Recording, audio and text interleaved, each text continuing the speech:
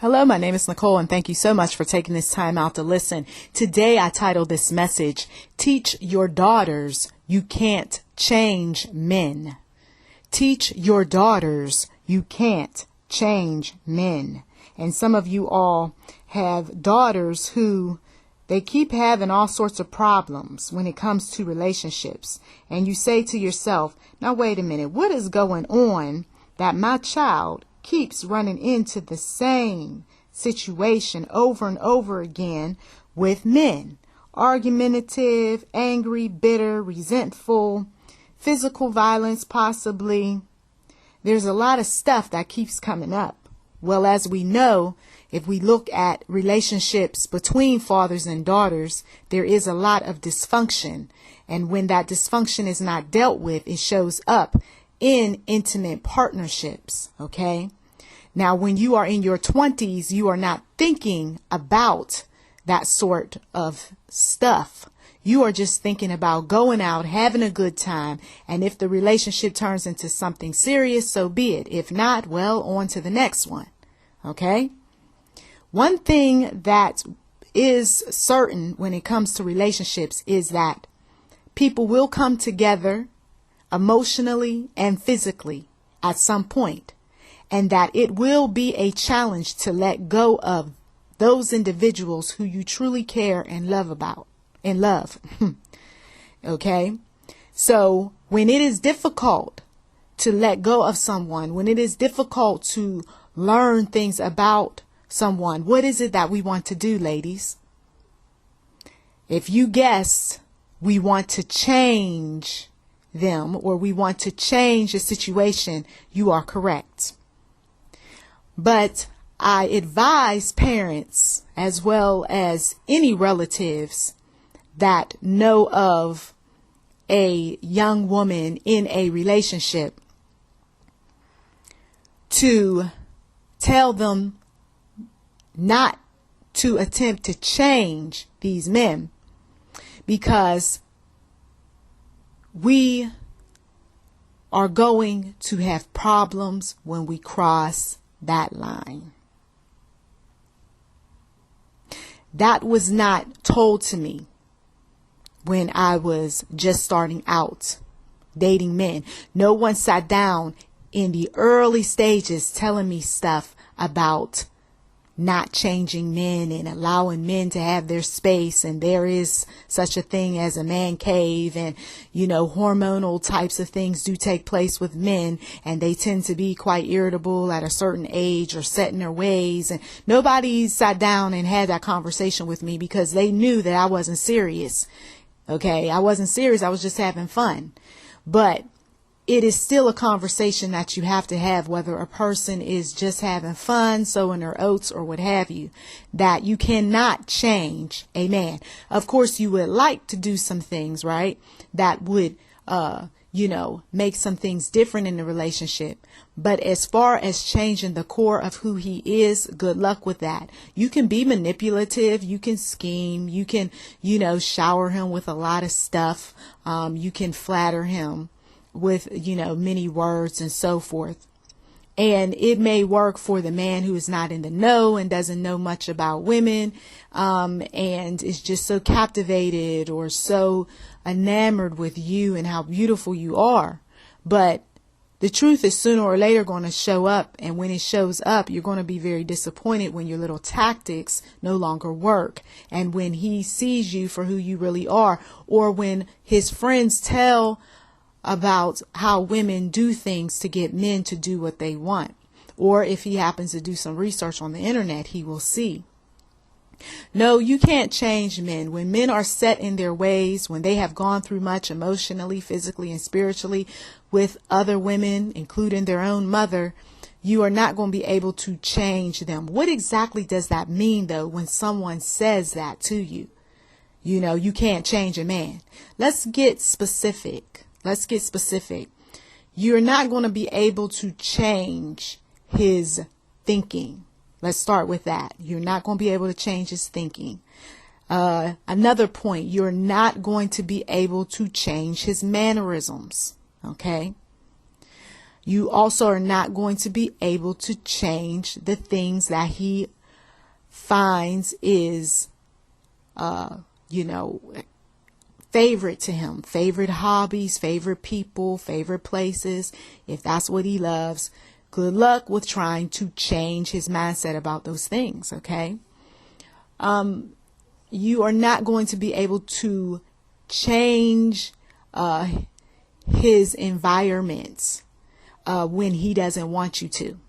Now, if he gives you the pass, then of course you can get away with changing his environment. You might even be able to, change his wardrobe too. But without permission to do that, he is going to fight with you, and it is going to create dissension in the relationship. Now let's go back to this thinking and the mannerisms. These two things, they are very crucial. They're very important to a man. It is what is like an atom. Okay. It is the core. It is the center. It is what makes him who he is. So if you attempt to try to change his thinking or change his mannerisms by saying certain things or doing certain things, you're going to have a tough time with him.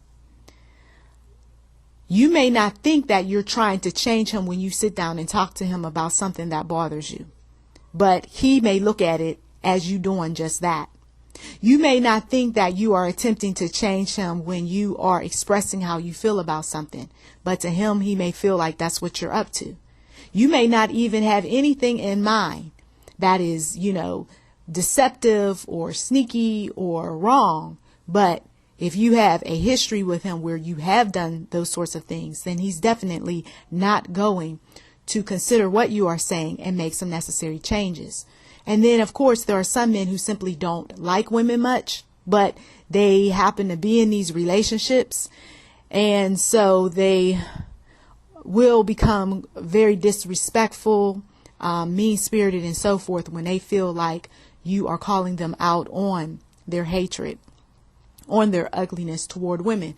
We're talking about not just you, but, people who he encounters, his relatives, co-workers, the negative things that he says and does when it comes to the opposite sex. He doesn't want to hear it, and he might even become violent or threatening with you. Okay. I came across these sorts of individuals, and I did talk about those men who hate women, because it is very important to understand that there is no changing a man who is often miserable, who has an attitude, who is disappointed over some things that has happened to him, who has unresolved issues with parents and siblings and, co-workers and management and whatever else that's going on related to his job. Some of these men also will become quite defensive if they even so much as detect that you are going to shine the light, so to speak, spiritually on their darkness. They don't want to be exposed, and they feel like, okay, you're exposing them, therefore, you want them to change. And then if you want them to change, then you are being controlling. I did an audio about controlling women. So you are pretty much caught between a rock and a hard place when it comes to approaching a man about whatever situation it is, and he is not the understanding type who is willing to be held accountable, for his actions, who is willing to change, who is willing to do what's right in the best interest of the family. Those sorts of men who are very stubborn and very mean-spirited and very ugly about some things are not going to work with you. Instead, they're going to fight up against you. Okay. This is why the Bible warns us that we should not be involved with angry men. We should not entertain angry men. There are plenty of examples as to why, it's just not a good idea. Angry men, unfortunately, aid the demonic. They are open portals. They are filled with much negativity. And they are susceptible to being used by the enemy to kill, to steal, and to destroy others. So if you feel like you are Wonder Woman and you can save the day, you are deceiving yourself. When the writing is on the wall, we read it, we see the signs, and we say, I don't want this. Especially when our safety is at risk. Please do go over to laboringtoloveanabusive.blogspot.com. I have enough information over there to shine the light on some of the very small details that you might have overlooked or never thought about concerning relationships that are dysfunctional. That there is one party who's willing to work while the other party is willing to sit still and do nothing except talk about everybody and be mean-spirited and act ugly and all of that. But meanwhile, things are imploding around the person, but yet and still they are doing nothing.